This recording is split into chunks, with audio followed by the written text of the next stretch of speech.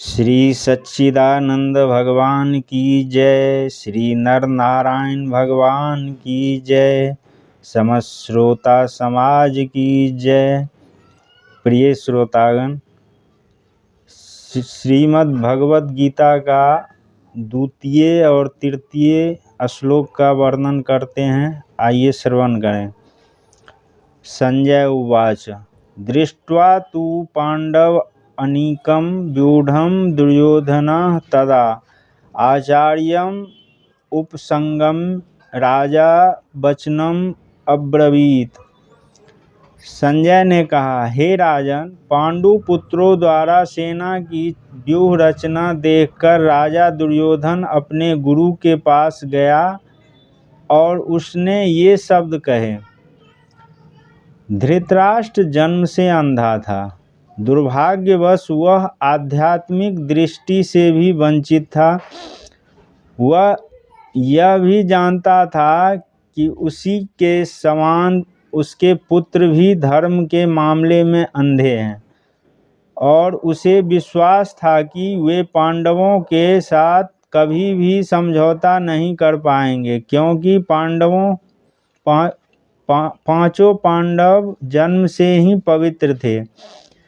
फिर भी उसे तीर्थ स्थान के प्रभाव के विषय में संदेह था। इसलिए संजय युद्ध भूमि की स्थिति के विषय में उसके प्रश्न के मंतव्य को समझ गया। अतः वह निराश राजा को प्रोत्साहित करना चाह रहा था। उसने उसे विश्वास दिलाया कि उसके पुत्र पवित्र स्थान के प्रभाव में आकर किसी प्रकार का समझौता करने नहीं जा रहे हैं।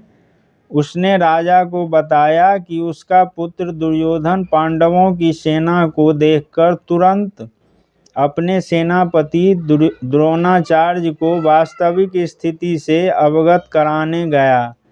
यद्यपि दुर्योधन को राजा कहकर संबोधित किया गया है, तो भी स्थिति की गंभीरता के कारण उसे सेनापति के पास जाना पड़ा। अतएव दुर्योधन राजनीतिज्ञ बनने के लिए सर्वथा उपयुक्त था, किंतु जब उसने पांडवों की व्यूह रचना देखी तो उसका यह कूटनीतिक व्यवहार उसके भय को छिपा न पाया। श्लोक संख्या 3। पश्य एतां पांडुपुत्राणाम् आचार्य महतीं चमुं व्यूढ़ां द्रुपदपुत्रेण तब शिष्येन धीमता। हे आचार्य, पांडु पुत्रों की विशाल सेना को देखें, जिसे आपके बुद्धिमान शिष्य द्रुपद के पुत्र ने इतने कौशल से व्यवस्थित किया है। परम राजनीतिक दुर्योधन महान ब्राह्मण सेनापति द्रोणाचार्य के दोषों को इंगित कराना चाहता था। अर्जुन की पत्नी द्रौपदी के पिता राजा द्रुपद के साथ द्रोणाचार्य का कुछ राजनीतिक झगड़ा था। इस झगड़े के फलस्वरूप द्रुपद ने एक महान यज्ञ संपन्न किया, जिससे उसे एक ऐसा पुत्र प्राप्त होने का वरदान मिला जो द्रोणाचार्य का वध कर सके।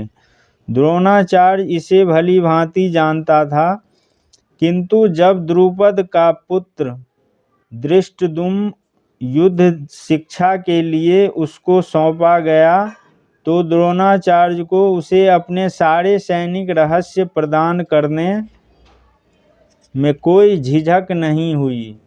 अब धृष्टद्युम्न कुरुक्षेत्र की युद्ध भूमि में पांडवों का पक्ष ले रहा था और उसने द्रोणाचार्य से जो कला सीखी थी, उसी के आधार पर उसने यह व्यूह रचना की थी।